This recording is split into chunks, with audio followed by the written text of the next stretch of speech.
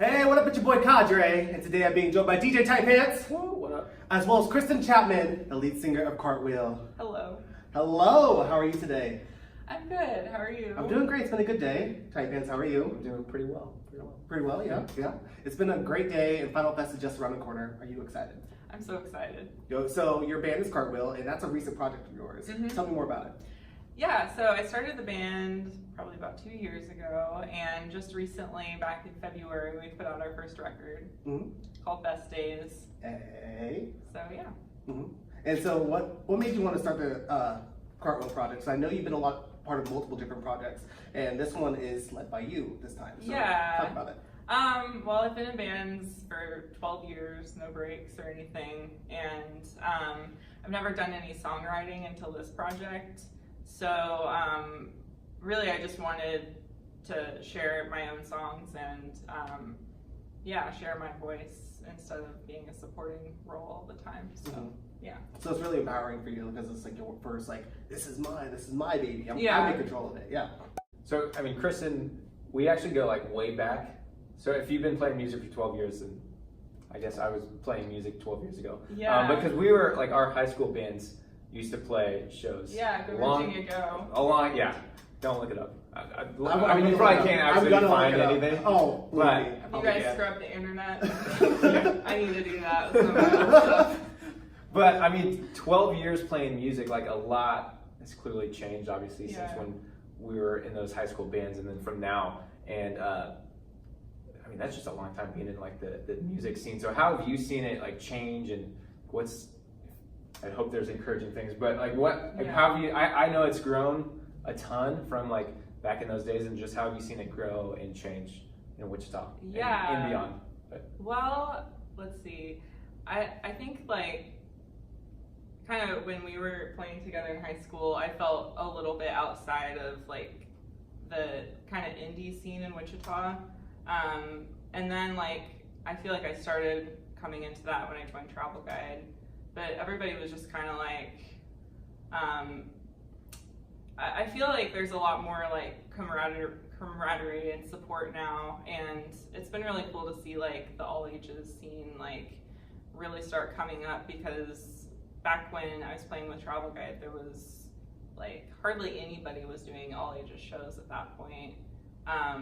There was just a lot of bar shows, and when I first joined that band, I was underage, but yeah, for some reason, like there was nobody really like pioneering the all ages stuff, and then seeing Kill Vargas and Caves come up and kind of like create their own scene, and then tons of bands like along with them, it's awesome, and I'm excited to share in that now with Final Fest and with the Caves and Kill Vargas and everything. We're playing Kill Vargas's album release show next week on the 3rd too. So yeah, I'm excited. It's definitely grown a lot, and there's a lot of talent. Yeah, I remember playing shows where like our whole band was underage, and we were playing at a bar, and like clearly like the bar patrons didn't want us there, and we because they're like, I'm just here to have a beer, and we're like, we're trying to play music and like make it, and they're like, no one cares, and we're like, this is terrible. Yeah, they're like, who are these like starry-eyed kids playing at Rock Island Live? Like, I'm just trying to watch the game. Yeah. From a much different perspective, I was promoting at that time, so I was like working with bands and artists, and I was booking bar shows, and it was super weird. I was like 15-year-old, my voice finally got deeper. It's not that deep either. So it's just like I'm going in there, hey man, I got the best band, hip hop act, I got the best rock band here, going in there trying to book, and it's such a weird process to book bar shows when you're underage. Yeah. Because it's like you can't even drink and celebrate what people are here for, so it's like, why am I here? It's such a weird feeling. Yeah, but I mean, God, Final Fest is all ages like you were talking about. There's been a lot more, and that's what we've talked with a lot of the bands about, like just how there's a lot more all ages shows. So shout out to the venues and promoters who are doing that and recognizing like getting these kids out here coming to shows. And I mean, I remember that being a big thing for Final Fest last year too. I just recognized a lot of like younger people. And it's like, obviously people want to come to shows, they just can't always come to shows. For sure, and then like I'm always blown away by the attendance at all ages shows, and just like how everyone who's there is excited to be there and they're paying attention.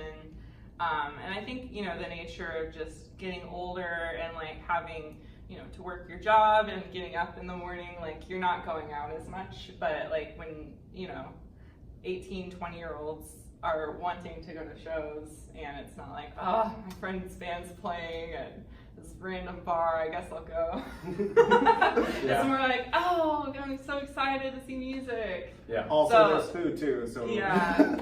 So that's such an invigorating energy to be around, and I want to be around that as much as possible because it's inspiring for me. So yeah.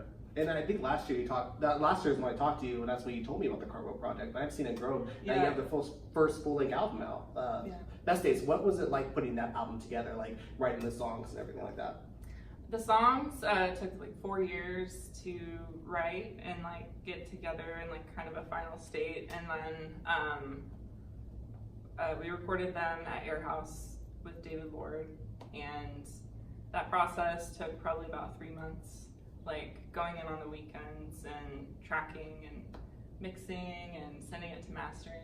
So I spent the better half of last year just like in the studio working on the project, and then working on like every single little piece. There was one night I stayed up until 6 in the morning on a work night to like get the layout for the tapes done. Wow. So I could get them in time.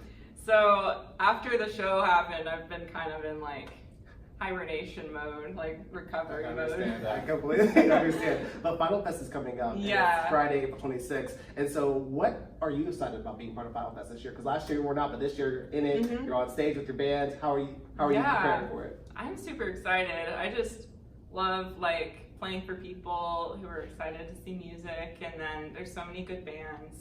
So I'm really excited. I wish I would have gotten some t-shirts ready for the show. Mm-hmm. That was a slacker move on my part. Darn. But there will be plenty of other t-shirts to buy, I'm sure.